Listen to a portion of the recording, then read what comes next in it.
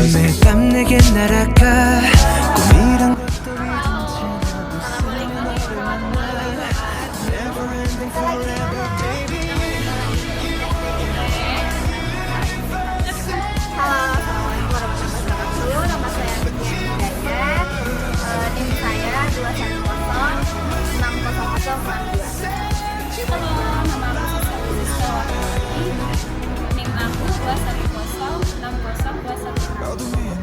Assalamualaikum, nama saya Indri Setianingsi dengan nomor induk mahasiswa 2108215. Assalamualaikum warahmatullahi wabarakatuh.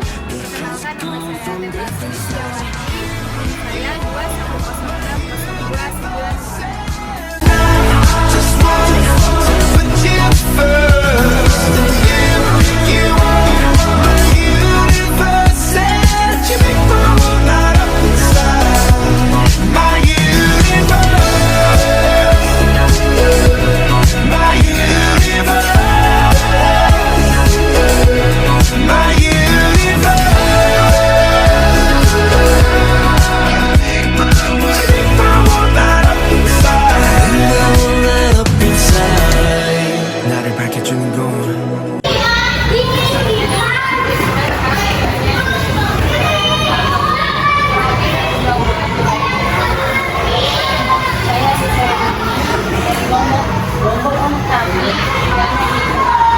mata ini cuma di ini. Kalau apa? Banyak anak ini. Saya di mata. Gimana? Apa?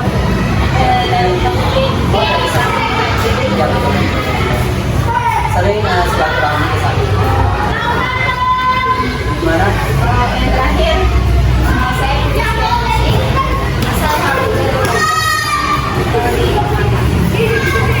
Sudah menikah semua? Oh, pengantin baru.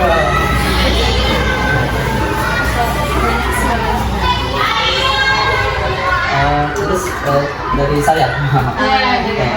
Baik, nama saya Hasan Hadiansyah, istri 4, anaknya. Usianya sekarang 39 tahun, terlihat lebih tua ya.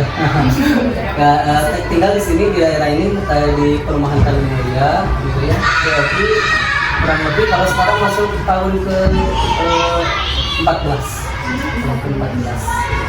Jadi udah 14 tahun. Sebetulnya saya bukan dari pendidikan loh, cuman kesini tersesat. Intinya tersesat ke jalan yang benar. Jadi lesson plan, RTP, syllabus, formulas, prota baru belajar di sini. Udah kalau STK itu. Emang kelas sebelumnya? Saya di teologi biasa. Berpikir tentang Tuhan sampai akhirnya tidak menemukan karena sudah ada di dalam Al-Quran gitu ya. Ya gimana? Berarti Pak ini sekolahnya masih baru Dalam sudah 20 tahun. Tahun 2002 sampai dengan sekarang 2022. Jadi kemarin itu nilai pas Maret itu yang kedua.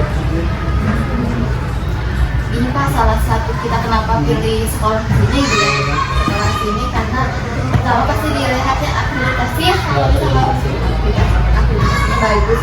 Berarti pasti ada program-program yang memang menonjol dan pasti orang tua kan melihatnya pertama dari sekolahnya bagaimana, apalagi kan zaman sekarang pilih sekolah harus selektif gitu ya.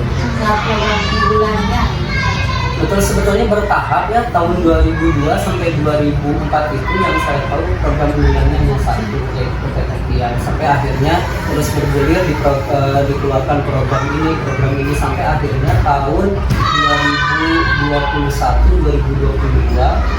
Jadi ada 3 program unggulan. Pertama adalah TTQ, tilawah tahfidz Quran, gitu ya. Jadi kita perbuat anak-anak di TTQ-nya. Saya bahas satu-satu dengan program-programnya atau unggulannya dulu? yang unggulannya paling menonjol. Jadi itu TTQ-an, jadi quality assurance yang kita berikan pada anak-anak selama 6 tahun itu hafal di 29 dan 30. Targetannya mungkin nanti kan anak itu kan ada yang high, ada yang low, ada yang tidak kan seperti itu ya. Yang high-nya kita fasilitasi dengan program. Tahun kemarin itu yang paling lulusan wisuda itu sampai dengan 15 juz. Sekarang ada anak kelas 6 itu hafalannya itu sudah 20 juz. Di kelas 6 sekarang masih ada anak itu yang jadi yang pertama TTK, tapi targetan memang 2 juz. Ada nggak yang di bawah itu? Oh ada, tapi kasuistik. Jadi kita by data saja, orang tua ada yang protes juga, kita by data persentase kelulusan setiap tahunnya lulus jadi di atas 50%. Walaupun sekarang targetnya 75%. Jadi yang biasa menghafal anak-anak itu 1 kali hanya 2 baris, sekarang tambah jadi 4 baris, gitu ya. Tentu saja nanti kan ada metode, ada teknik, kemudian ada kerjasama yang kooperatif dari orang tua terutama, gitu ya. Karena kita ini kan program unggulan ini, jangan sampai kemarin juga ada kasus cuma 3 orang dari satu angkatan itu hafalannya hanya 1 juz. Kemudian ada juga yang hanya 15 lembar. Dia siswa pindahan, dari segi akademis kurang, tapi kita optimis ketika dia masuk ke FT bisa lah mengejar. Ternyata pandemi, akhirnya kita pembelajaran online udah begitu luas aja, begitu kebanyakan. Jangankan yang seperti itu gitu ya, yang lumayan kognitifnya, akademisnya bagus, banyak yang video gitu. Tapi setelah masuk lagi, pas kita coba pembelajaran blended learning gitu ya, online offline seperti itu, ada progres lagi membaik lagi. Sekarang alhamdulillah. Jadi kasuistik sih yang dibawa itu hanya dari satu angkatan, mungkin setiap kelasnya mungkin 2 atau 3. Tapi kita minimalisir sih, yang penting mereka juz 30 beres. Jadi 1, 2, 3 wisuda juz 30, 4, 5, 6 wisuda juz 29. Yang pertama, yang kedua adalah bilingual class. Jadi sekarang kita punya program bilingual, bukan monolingual gitu ya. Jadi bahasa Inggris dan bahasa Indonesia gitu ya. Bilingual class ini. Ini bergulir tahun 2000 berapa ya? Berarti 5 tahun yang lalu, 2018-an lah ya. 2018-an baru bergulir. Sekarang itu masih ada yang regulernya kelas 6 ini. Jadi ada yang bilingual, ada yang reguler. Ini angkatan terakhir reguler gitu ya. Bagaimana programnya? Sebetulnya ada 2. Yang pertama common instruction. Jadi bilingualnya itu kita nggak tahu induknya kemana gitu ya. Yang jelas kita punya kerjasama dengan Yayasan Adil Malaysia gitu ya. Mungkin Yayasan Adil Malaysia ini miblatnya ke Australia, ke Inggris atau kemana gitu ya. Jadi yang pertama common instruction. Kita perkuat common instruction-nya ke anak-anak gitu ya. Kita susun buat dari Bapak Yayasan juga ada gitu ya. Nah itu disampaikan gitu ya ke anak-anak ya, seperti misalnya mau ke toilet, nah go to the toilet, seperti itu sih sebetulnya melayani gitu. Terus yang keduanya adalah targeting word di setiap pembelajaran gitu ya. Jadi itu masuk ke lesson plan, ada beberapa materi bahasa Inggris yang bahasa Inggris kan gitu ya, sehingga nanti muncul soalnya. Harapannya itu 50% soal itu bilingual gitu ya. Jadi 50% bahasa Indonesia, 50%-nya bahasa Inggris, dan itu harus diajarkan gitu. Jadi 2 itu bilingual sama common instruction.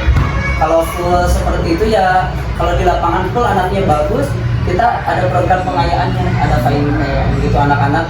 Ini timnya khusus gitu ya. Yang sudah berjalan di tahun ini kelas sebetulnya sebelumnya udah gitu ya. Pas pandemi kita bukan fine camp tapi fine zoom gitu ya. Kemudian pas blended kita fine campnya di sekolah di sini. Pas sekarang normal pengajaran 2022-2023 kembali lagi di villa gitu ya. Jadi itu khusus di tahunnya gitu ya, bukan dari dulu gitu ya. Wali kelas hanya mendampingi di sana gitu ya, untuk program pengayaannya.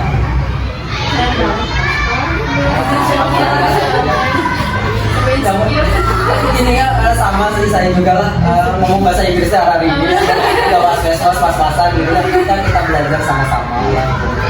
Makanya khusus di pimpinan mungkin closing opening gitu ya, Inggris gitu ya, pas fine camp itu jadi ada sambutan gitu, prolog Inggris gitu. Jadi hafalan dari sekarang gitu ya. Pintar-pintar ya lah gitu jadi guru. Yang kedua, nah sekarang yang ketiga itu adalah targetan kita. Ini launchingnya tahun sekarang sih. Kalau di ininya mah dari tahun kemarin dirintisnya.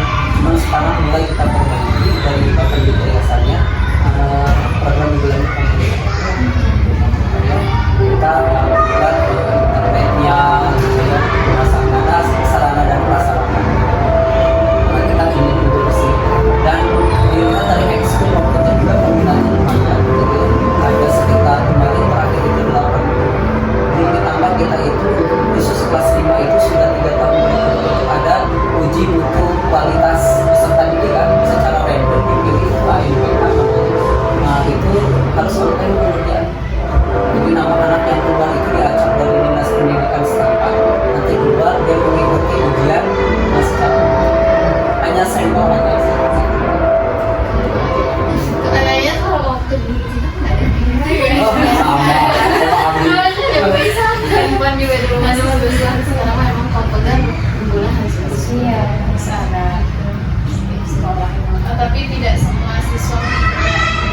tidak semua. Kelas 5 itu sampel saja di random. Itu kemarin itu 30 siswa dibagi dua. Lab ini ada 2 ya, di sebelah sana lab 2, di sini lab 1. Nah, sekarang simulasi, insya Allah kemarin juga sudah simulasi, pelaksanaannya aslinya itu 25 Oktober.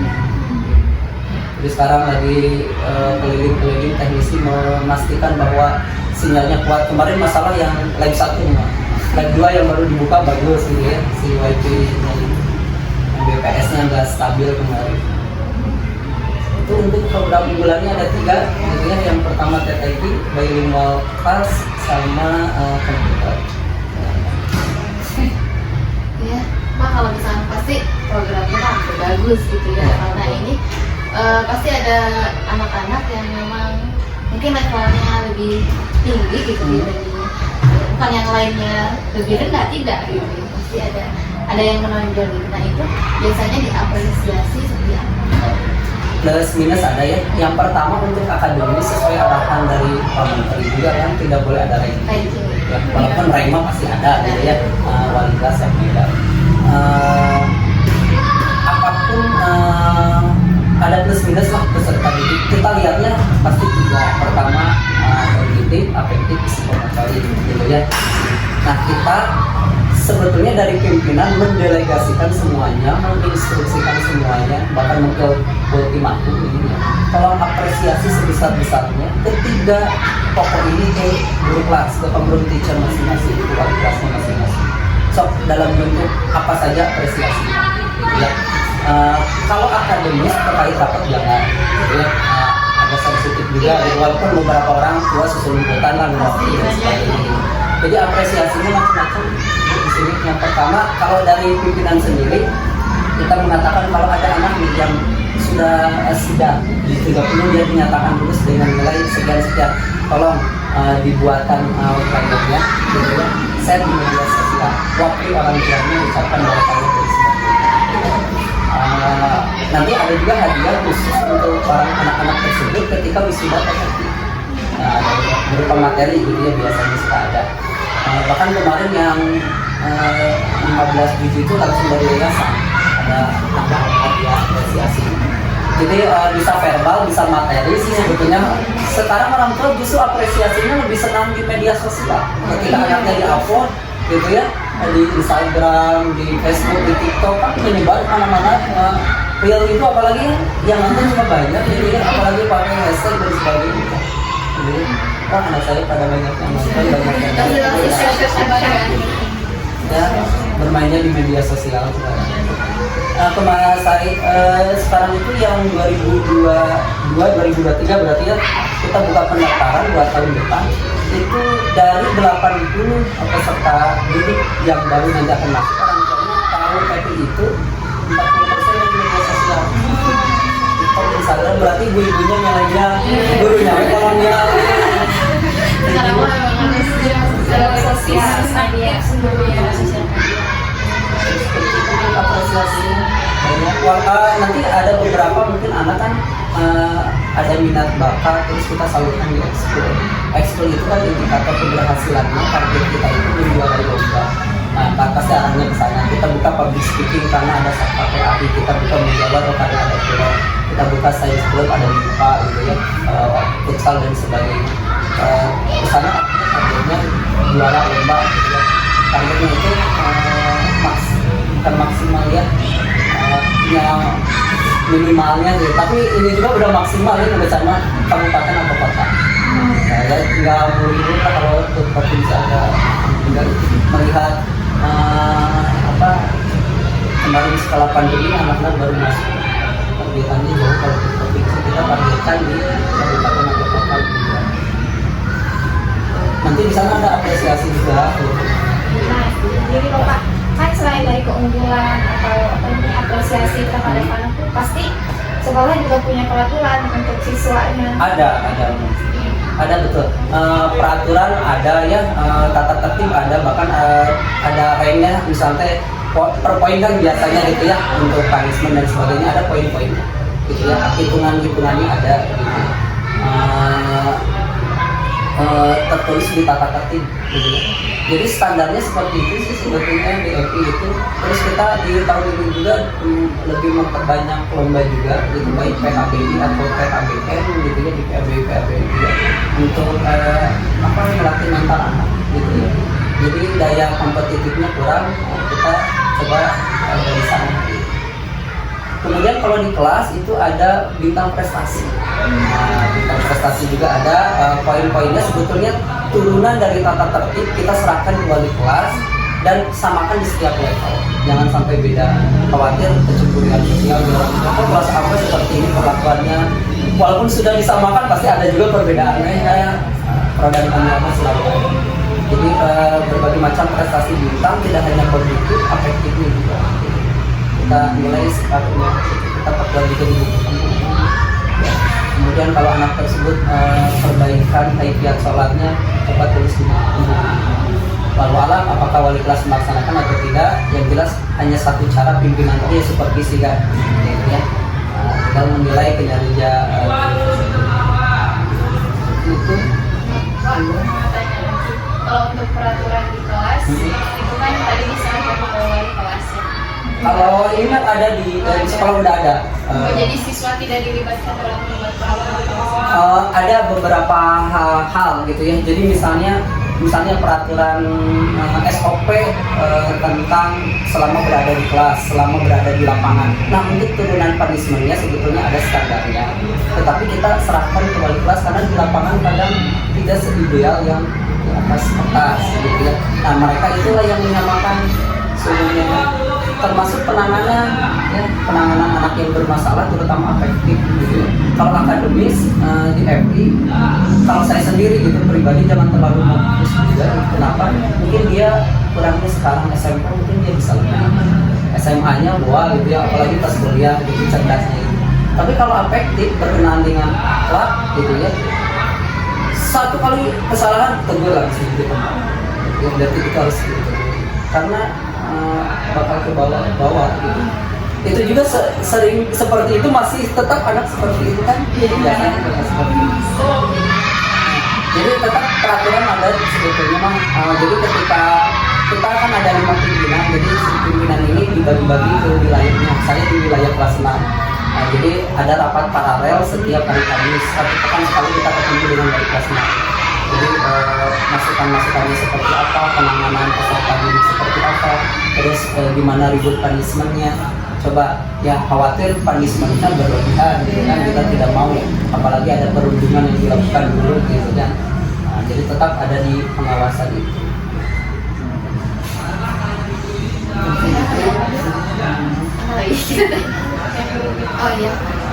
Iya kan kalau di sini kan tidak ada guru. Nah itu belum ada. Psikolog keluar masuk dia itu mungkin terlalu banyak unitnya, tapi dia bekerja sendiri gitu ya. Sudah berapa kali 4 psikolog keluar lagi. Yang saya tahu guru BK belum ada, hanya sekali saja di guru konseling khusus gitu ya, di SMBK-nya belum ada gitu ya. Untuk tahun sekarang, adapun untuk penanganannya kita punya ring-ringnya gitu ya, pertama dari wali kelas. Kalau ada anak tersebut bermasalah baik akademis kognitifnya, serahkan dulu ke wali kelas dengan cara komunikasikan dengan orang tua. Progresnya kurang, tidak ada perubahan, masuk ke wilayah pimpinan. Nah, kemarin juga ada kasus gitu ya, beberapa anak saya panggil ke sini karena dari wali kelas catatan anekdotalnya sudah melakukan 2 kali pelanggaran, dan 2 kali pelanggaran ini kategorinya berat karena memukul ya, memukul karena kita juga nggak tahunya di TKP seperti apa, apakah anak tersebut yang dipukulnya lebay gitu ya, seperti merah-merah seperti ini gitu ya. Yang jelas dia memukul lah gitu ya. Itu ada poinnya sebetulnya ya di tata tertib itu. Kamu masih pelanggaran berat gitu ya, kita nasihati dan mereka menandatangani kontrak belajar gitu ya, untuk merubah sikapnya. Dia tanda tangan, kemudian disodokan. Kalau melanggar lagi ya berarti nanti dipanggil orang tua. Masih melanggar lagi berarti nanti sesuai dengan ketentuan kita ada sanksi dan sebagainya.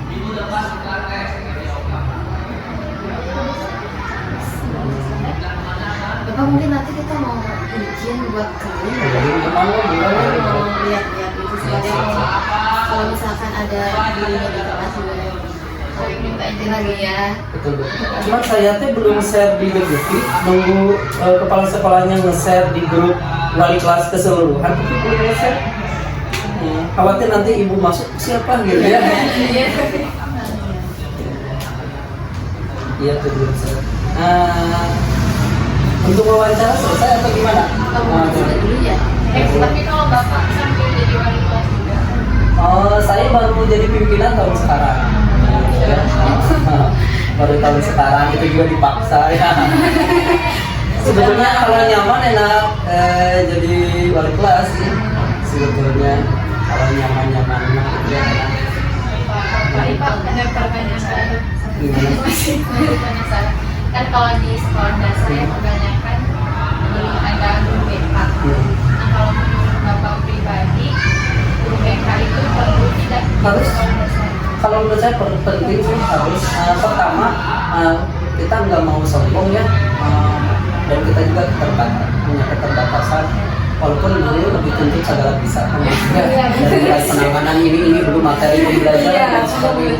Apalagi kalau jadi pimpinan wali kelas nggak ada guru bidang yang lain nggak bisa mengajar, pendamping atau asistennya nggak bisa mengajar, turun di sana. Pelajaran apa RPP belum ngumpulin misalnya, udah ada segala bisa. Penting harus ada guru BK.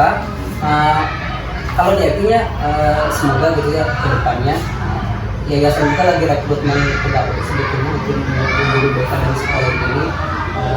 Kalau menurut saya pribadi kita tidak tahu standar penanganan anaknya seperti apa. Dulu waktu psikolognya ada Bu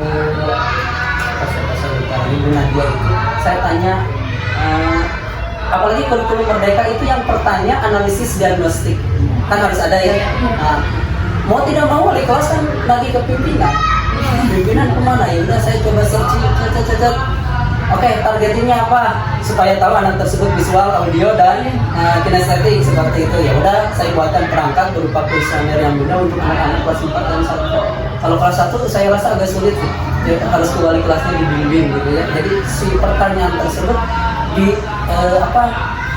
diserahkan ke anak-anak, tapi dalam anak-anak tuh paham nggak gitu dengan pertanyaan ini. Jangankan anak kelas 1, kelas 4 juga masih kebingungan kan, biasanya bahasa-bahasa ini itu saya siapkan 10 pertanyaan ya, untuk analisis dan diagnostiknya itu, karena untuk nanti kita sebaya pengkelompokan.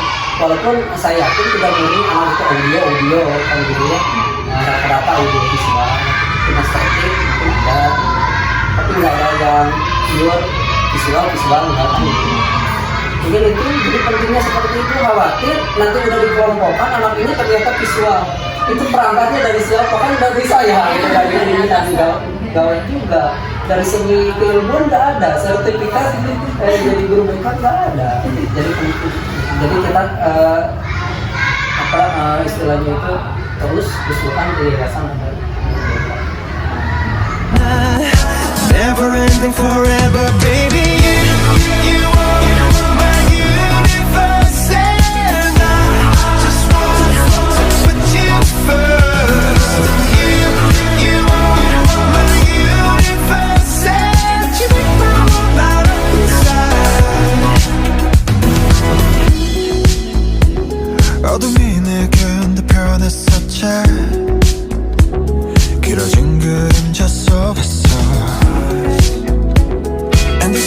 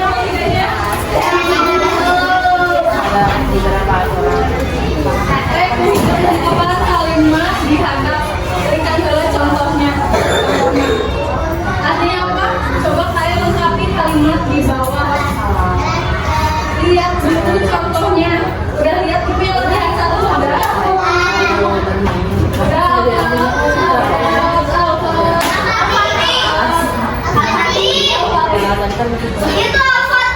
Oh beda. Sorry.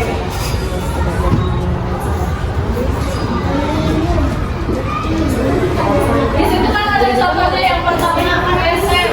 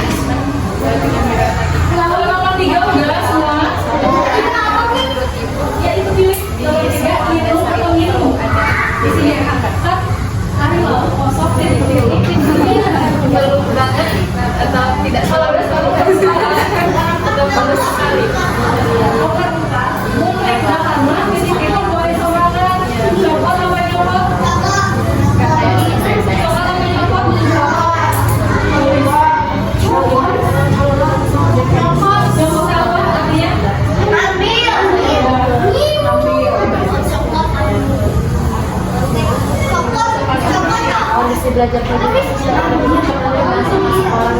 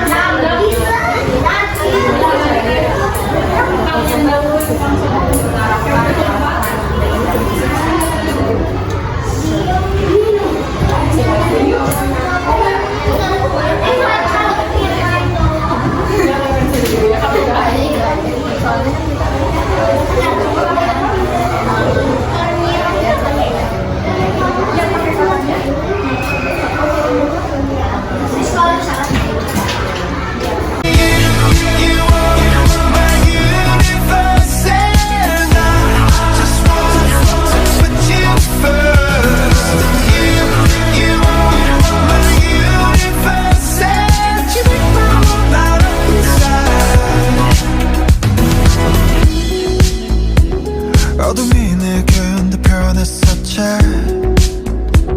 길어진 그림자 속에서 And they said that we can't be together